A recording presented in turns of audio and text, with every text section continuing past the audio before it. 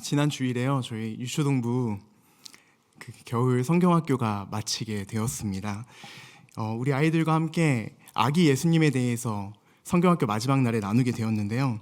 예배 후에 8살 한 소녀가 저를 찾아와서 이렇게 물어봤습니다. 하나님도 태어났나요? 하나님도 발명됐나요? 하나님도 만들어졌나요? 이렇게 질문했습니다. 예수님도 우리와 같이 태어나셨고, 또 우리들과 같은 것을 드셨고, 또 우리와 같이 잠도 주무셨고, 또 우리와 같이 동일한 일상을 사셨다고 그 마지막 날에 같이 예수님의 생애를 이야기하면서 나누었는데, 그럼 이 아이에게는 너무 궁금했나 봅니다. 그럼 하나님도 태어나셨는지, 하나님은 누가 만들었는지 궁금했나 봅니다. 그래서 제가 좋아하는 또 신학자이자 시인인 로안 윌리엄스의 말을 빌려서 이 아이에게 이야기를 해주었습니다. 제가 참고한 이 이야기는요, 2011년도에 영국에서 이제 6살 난 소녀가 하나님을 누가 발명했나요? 라는 이제 편지를 이제 쓰게 되는데요. 이제 그거를 본 신학자가 이제 이야기한 내용을 본 기억이 있어서 그것을 전체 이야기해 주진 않았지만 그것을 토대로 이야기해 주었습니다. 제가 봤던 내용은 이렇습니다. 사랑하는 룰루양, 아무도 나를 발명하거나 만들지 않았단다. 하지만 많은 사람들이 나를 발견하고 깜짝 놀랐지. 사람들은 온 세상을 둘러보면서 참 아름답구나, 참 신비하구나 생각하고 세상이 어디서 왔다가 어디로 가는지 궁금해하다가 나를 발견하게 됐단다. 사람들은 아주 조용히 숨죽여 자기 자신을 생각하기도 하다가 또 뜻밖의 평화와 사랑을 느끼게 됐고 나를 발견하게 되었단다. 나는 사람들에게 내 모습이 어떤지 잘 알려주기 위해서 가끔씩 힌트를 보내주었는데 특히 예수님의 삶 속에 분명한 힌트를 담아 놓았단다. 이렇게 이 편지를 쓴 내용을 본 기억이 있어서 그 아이에게 이 모든 것들을 설명해 주진 않았지만 너가 궁금해하고 있는 지금 그 하나님이 너를 너무 사랑하시고 그리고 지금은 이해하기 어렵겠지만 하나님은 누군가 만들지도 않으셨고 태어나지도 않았어. 지금 있는 그 상태 그대로 계셨단다. 그리고 하나님이 어떤 분이신지 너무 궁금하다면 예수님이 어떤 일을 하셨는지 예수님을 살펴보면 하나님을 더 알 수 있게 될 거야 라고 이야기를 해 주었습니다. 이 아이의 그 호기심 어린 표정이 이제 한동안 잊혀지지 않을 것 같습니다. 제가 다음 세대인 우리 아이들에게 하나님은 어떤 분인지 이야기를 한 것처럼 오늘 우리가 읽은 이 본문도 죽음을 앞둔 모세가 이제 다음 세대에게 이스라엘 백성들에게 하나님 그리고 하나님 우리를 위해서 어떤 일을 하셨는지 그리고 해오셨는지 그리고 어떻게 하실 것인지에 대해서 이야기하는 내용이 등장하게 됩니다. 본문을 요약하자면요, 신명기 전체를 두고 오늘 우리가 함께 읽은 31장은 아주 후반부에 위치해 있습니다. 신명기 서두에서 언급한 것처럼 이제 지켜야 할 규례들과 법도들 그리고 약속의 언약들을 우리가 살펴보게 됐는데요.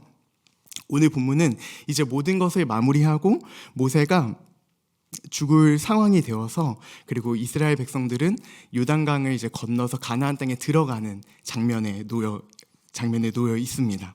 이 상황에서 우리는 모세가 하나님은 어떤 분이신가를 또 설명하고 그리고 하나님만을 의지할 것을 다시 한번 권고하고 다시 한번 명령하는 것이죠. 만약 여러분들에게 죽음의 직전 앞에 있을 때 우리의 다음 세대나 또는 누군가에게 마지막 한 문장이나 어떠한 단어를 이야기해 줘야 한다면 어떤 이야기를 해 주실 것 같나요? 그것이 우리에게 중요한 이유는 이 문장과 이 단어가 우리의 삶을 지탱하기 때문에 그렇습니다. 그 삶의 원리가 중요하기 때문에 나에게 너무나 중요한 원리이기 때문에 다른 사람에게도 마지막 한마디를 할 수 있다면 그 말을 전해주는 것이죠. 결국 우리가 다음 세대에게 어떤 이야기를 해줄 건지에 대해서 거에 따라서 우리의 삶의 나침반이 결정된다고 볼 수 있습니다. 그래서 이제 모세는 이제 가나안 땅에 들어갈 때 그곳에 미리 살고 있는 민족들을 두려워하지 말라고 이야기하기도 하고요. 결정적으로는 하나님을 사랑하고 하나님만을 믿을 것을 이야기를 해줍니다. 그리고 마치 이어달리기를 하면 바톤을 넘겨주는 것처럼 그 뒤에 오는 이제 여호수아에게 이제 너가 그렇게 이스라엘 백성들을 잘 지도해야 한다, 가르쳐야 한다, 그리고 사랑해야 한다고 이야기를 하는 것이죠. 여호수아에게도 동일하게 백성들에게 이야기했던 것처럼 너도 하나님을 사랑해야 하고 다른 어떤 특별한 것이 아니라 하나님을 사랑하고 의지하는 것에 대해서 이야기를 하게 됩니다. 저희 오늘 읽었던 31장 1절을 같이 한번 읽어보도록 하겠습니다. 31장 1절입니다. 시작. 또 모세가 가서 온 이스라엘에게 이 말씀을 전하여 이제 120세의 모세가 하나님께서 부탁하신 말씀을 이제 백성들에게 다 전했다고 이야기를 하고 있습니다. 모세 입장에서 좀 생각을 해본다면 이 말씀을 전하면서 과거부터 지금까지 그리고 미래의 그 하나님이 우리에게 어떠한 하나님인지를 그리고 계속해서 이야기를 해줬던 것 같습니다. 그리고 이제 죽음이 달았기 때문에 이제 모세가 이야기하는 이 말에는 하나님과 함께 했던 어떤 기억들과 추억들 그리고 그가 하나님을 믿었던 그 믿음이 복합적으로 이루어져서 그런 감정을 가지고 이야기하지 않았을까 생각이 됩니다. 신명기를 좀 살펴보면 모세가 하나님 앞에서 실패했던 사건들도 자기가 스스로 이야기하기도 하고요. 또 어려움도 당했다고 이야기하기도 하고 또 하지만 신실하신 그 하나님 앞에 우리는 다시 돌아가야 한다고 이야기하기도 합니다. 하나님과 함께한 시간들, 그 추억들 속에서 모든 것들이 기억나고 이제는 마지막 때에 다음 세대들에게 하나님은 어떤 분인지를 자신의 경험을 통해서 그리고 그 믿음을 통해서 이야기를 하는 것이죠. 저는 오늘 본문을 묵상하면서 모세가 너무 좀 부러웠습니다. 왜냐하면 모세의 그의 삶의 전반에 하나님을 빼놓으면 그의 인생을 설명할 수 없기 때문에 그렇습니다. 하나님을 빼놓으면 그리고 하나님의 은혜가 없으면 모세를 설명할 길이 딱히 없습니다. 자기가 했던 것도 아니고 하나님께서 도와주셨던 은혜들이 많았기 때문에 오늘 우리가 같이 앞에서 서두에 나눈 것처럼 하나님을 빼버리면 하나님이 없으면 자신의 인생을 그리고 우리의 인생을 설명할 수 있는 방법이 없었다는 것이 저는 모세의 오늘 본문을 통해서 너무나 좀 부럽기도 하고 나도 그런 인생이 되었으면 좋겠다라는 생각이 들었습니다. 사랑하는 성도 여러분과 저도 하나님을 빼놓고는 설명할 수 없는 인생이 되기를 바랍니다. 저희 그러면 2절을 한번 살펴보고 싶은데요. 오늘 본문 2절입니다. 같이 한번 읽어보겠습니다. 시작. 그들에게 이르되 이제 내 나이 120세라 내가 더 이상 출입하지 못하겠고 여호와께서도 내게 이르시기를 너는 이 요단을 건너지 못하리라 하셨느니라. 아멘. 모세는 이제 자신의 현실에 대해서 이야기를 합니다. 첫 번째는 자신의 나이에 대한 문제입니다. 성경에 살펴보면 오늘 본문만 딱 봤을 때에는 모세가 이제 나이가 많아져서 끝내는구나, 여기까지만 할 수 있구나라고 자연스럽게 생각이 됩니다. 그리고 여호수아를 살펴볼 때 자연스럽게 세대 교체가 이루어지는구나라고 생각해 볼 수 있는 것이죠. 하지만 우리가 오늘 읽은 본문에서 딱 3장만 넘어가면 모세의 또 다른 이야기가 등장하게 되는데요. 신명기 34장 7절입니다. 같이 한번 읽어보겠습니다. 시작. 모세가 죽을 때 나이 120세였으나 그의 눈이 흐리지 아니하였고 기력이 쇠하지 아니하였더라. 조금 신기합니다. 뭐가 신기하냐면 120살이라는 나이가 적은 나이는 아니었지만 죽음을 앞둔 이 모세가 기력이 쇠하지도 않았고 눈이 침침해지지도 않았다고 묘사를 하고 있습니다. 보통 성경에서 눈이 흐려졌다는 이야기는 보통은 지도자에게 많이 쓰이게 됐습니다. 역량이 부족해지거나 누군가를 지도할 때에 그 지도할 역량이 안 되고 또 하나님을 의지할 수 있는 지혜가 부족할 때 그의 눈이 흐려졌다라고 이야기를 하는데 오늘 34장 7절에 보니까 모세는 누군가를 지도하는데 전혀 문제가 없었고 또 그 지혜를 사용하는데 전혀 문제가 없었다고 이야기를 하고 있습니다. 그러면 여기서 한 번 더 질문을 하게 됩니다. 왜 모세는 그렇다면 여기서 자신의 죽음을 이제 언급하고 왜 이제 여기서 마치려고 하는 것인가에 대한 질문이 우리에게 들게 됩니다. 조금 더 살아도 되고 이제는 가나안 땅이 눈앞에 있기 때문에 거기서 조금만 더 버티다가 그토록 바랬던 하나님께서 약속하신 그 땅을 한번 밟고 죽으면 내 소원을 마치 다 이루는 것처럼 참 좋았을 텐데 모세는 이제 여기서 끝이라고 이야기합니다. 나는 건너가지 못해, 나는 그 땅에 가지 못해 라고 이야기를 하는 것이죠. 우리는 여기서 조금 더 다른 관점을 좀 볼 필요가 있습니다. 성경의 인물들을 한번 살펴보면요. 무언가 멈춰서거나 때로는 성경 인물들이 무언가를 향해 달려갈 때에는 분명한 하나님의 뜻과 하나님의 계획이 있었습니다.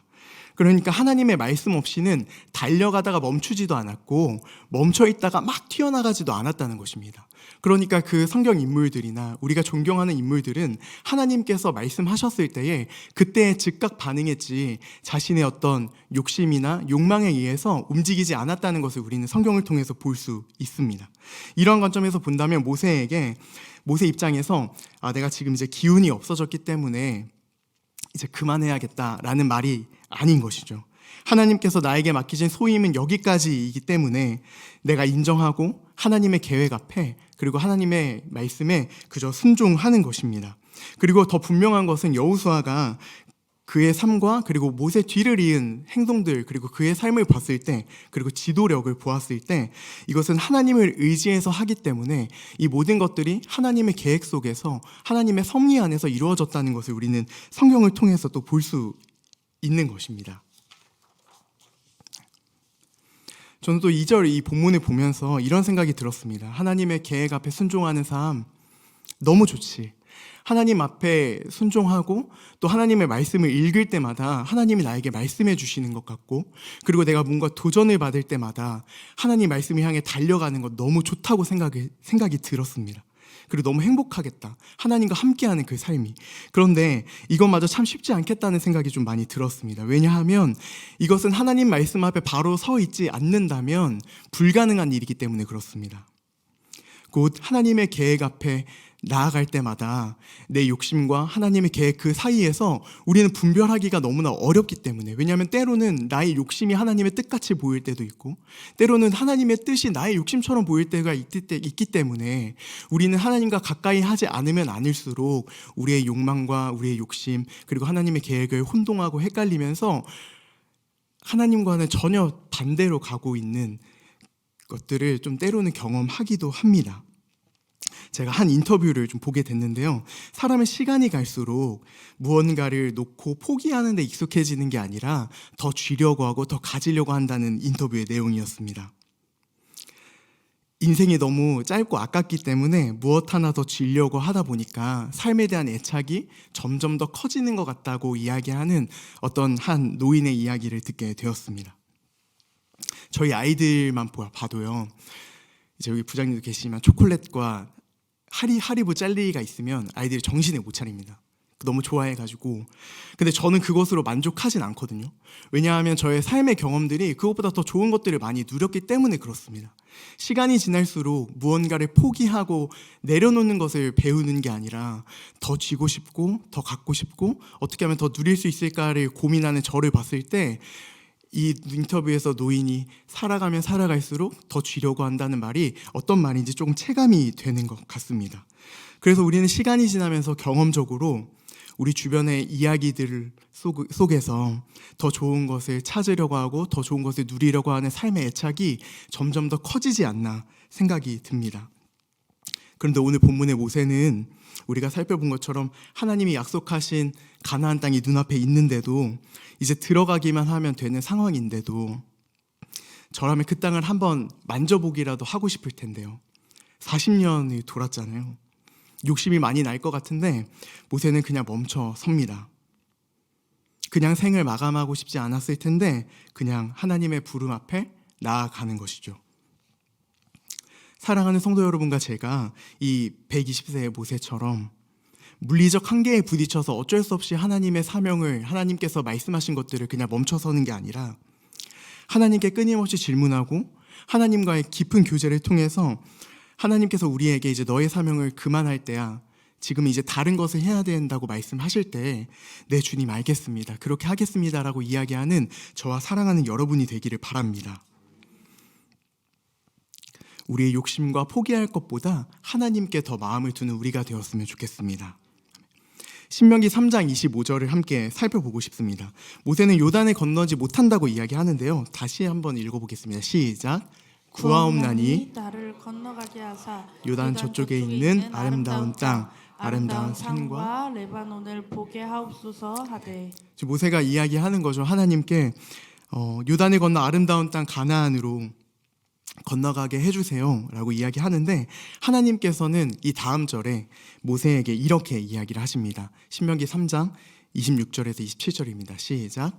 여호와께서 너희 때문에 내게 진노하사 내 말을 듣지 아니하시고 내게 이르시기를 그만해도 족하니 이 일로 다시 내게 말하지 말라.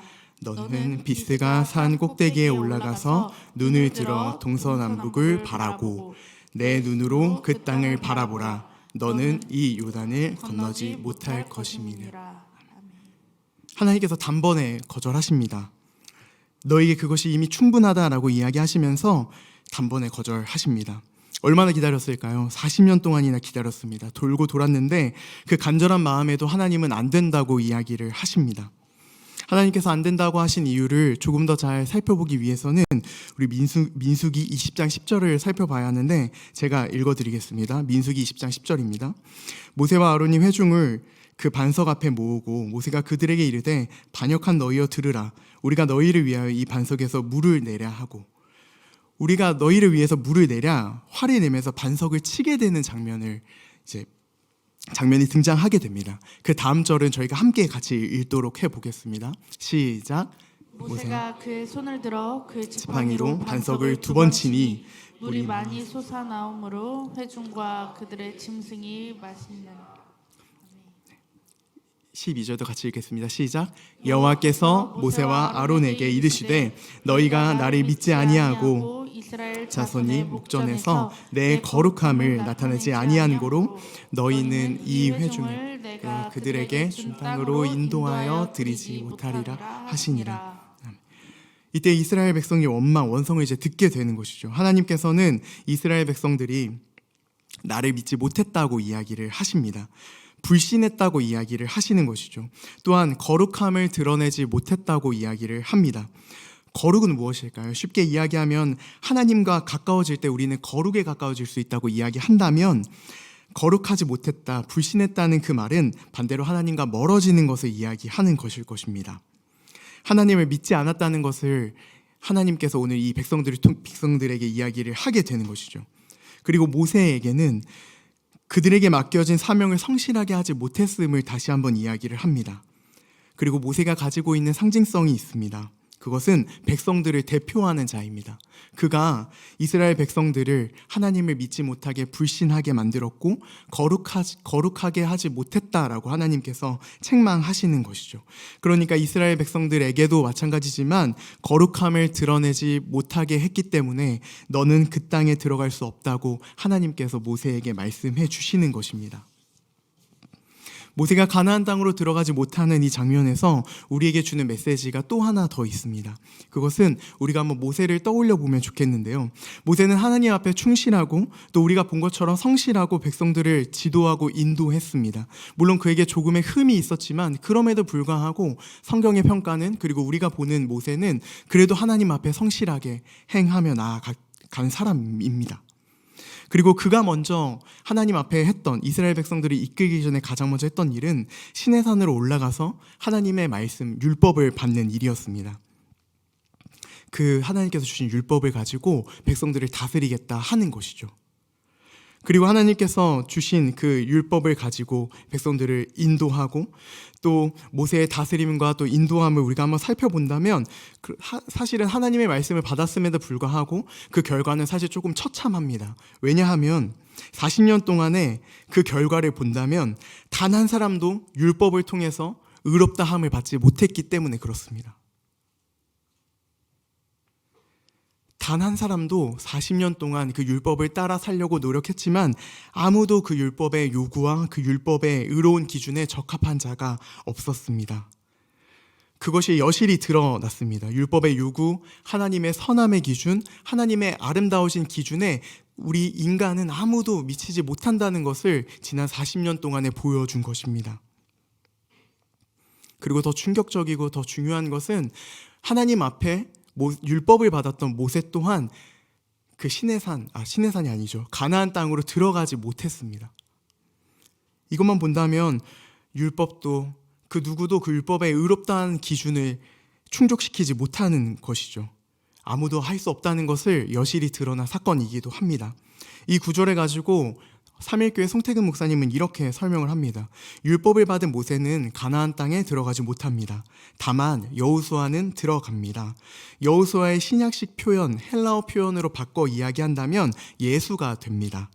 율법으로는 그 땅에 절대로 들어갈 수 없지만 그 땅에 들어갈 수 있는 단 하나의 방법은 예수로 들어가는 방법입니다. 다른 어떤 공로가 아니라 하나님의 은혜, 예수님의 은혜를 통해서 그 땅에 들어가게 되는 것이죠. 사랑하는 성도 여러분, 우리에게 가나안 땅에 들어가는 은혜는 오직 예수님의 공로뿐입니다. 마치 우리가 오늘 하루를 그리스도 예수께 받은 사랑과 은혜로 하루하루를 열심히 살아내는 것처럼 우리에게는 다른 공로는 없습니다. 오직 예수님의 은혜와 공로뿐입니다. 그래서 이스라엘 백성들은 그 은혜와 그 하나님의 은혜 앞에 계속해서 순종함을 배우게 되는 것이죠. 우리도 고백하고 아멘 했던 것처럼 오직 우리에게 공로는 없고 우리를 위해서 십자가를 지신 예수님의 공로를 의지해서 오늘 하루를 그리고 내일을 계속해서 살아내시는 저와 여러분 되기를 바랍니다. 오늘 살펴본 모세는 하나님 없이는 그를 설명할 수 있는 방법이 사실 없었습니다. 그렇다면 동일한 하나님을 믿고 동일한 하나님을 사랑하는 우리는 모세와 같은 은혜를 누리고 있는지 한번 돌아보면 좋겠습니다. 또는 우리가 하나님의 은혜를 잘 누리고 있는지, 내가 하나님의 은혜 속에 거하고 있는지, 때로는 복에 겨워서 하나님의 은혜를 별로 생각하고 싶지 않은지 한번 돌아보면 좋겠습니다. 우리가 하나님의 은혜를 누리고 있으며 또한 겸손해질 수 있는 방법이 한 가지 있습니다. 그것은 무엇이냐면 우리의 연약함을 드러내서 확인하는 방법입니다. 내가 좌절하고 실망하고 깨어지고 무너질 때마다 우리는 하나님의 은혜를 계속해서 경험할 수 있는 것입니다. 내 힘으로 할 수 없음을 고백하고 하나님께 은혜를 계속해서 고백하고 구할 수 있게 되는 것이죠.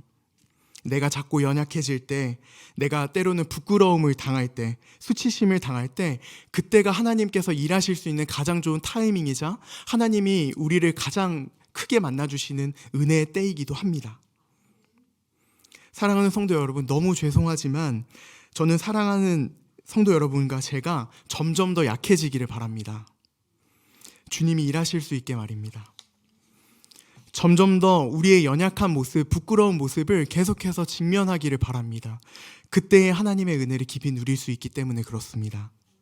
저희 마지막으로 고린도후서 12장 9절과 10절을 같이 한번 읽어보도록 하겠습니다. 같이 한번 읽어보겠습니다. 시작. 나에게 이르기를 내 은혜가 내게 족하도다. 이는 내 능력이 약한 데서 온전하여짐이라 하신지라. 그러므로 도리어 크게 기뻐함으로 나의 여러 약한 것들에 대하여 자랑하리니 이는 그리스도의 능력이 내게 머물려 하려 함이라. 그러므로 내가 그리스도를 위하여 약한 것들과 능욕과 궁핍과 박해와 공고를 기뻐하노니 이는 내가 약한 그때의 강함이라. 아멘. 내가 아무것도 하지 못할 때, 내가 무력할 때, 그때가 가장 강하다고 말하는 사도 바울처럼 우리에게도 동일하게 하나님 없이는 우리의 인생을 설명할 수도 없고, 우리가 점점 약해지고 점점 어려워질 때마다 하나님의 손을 깊이, 그리고 하나님의 손을 굳게 잡는 사랑하는 성도 여러분과 제가 되기를 원합니다.